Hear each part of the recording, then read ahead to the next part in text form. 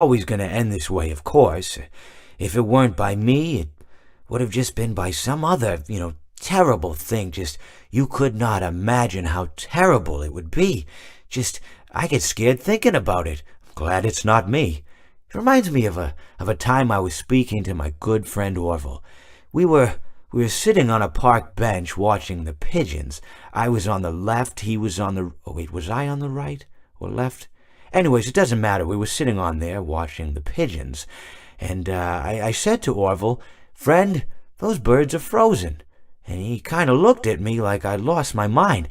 But I reminded him that it was winter, and often birds will sit in a tree until they freeze.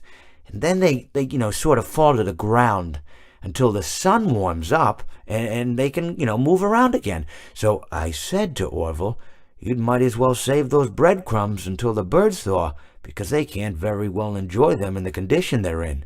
To which he asked what I meant, and asking what condition the crumbs should be in before he threw them to the birds, assuming that I meant the birds couldn't enjoy the breadcrumbs in the condition that the crumbs were in, when in fact I had meant the birds could not enjoy them in the condition that the birds were in, considering that the birds were frozen.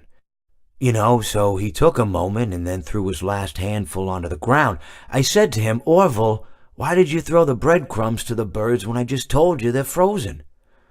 To which he responded, "The breadcrumbs are not frozen." Again, misunderstanding my words. I didn't mean to say that the breadcrumbs were frozen when I said I told you they're frozen. I'd been referring to the birds. In hindsight, what I should have said was, and this would make perfect sense, "Why did you throw the breadcrumbs to the birds when the birds are frozen?"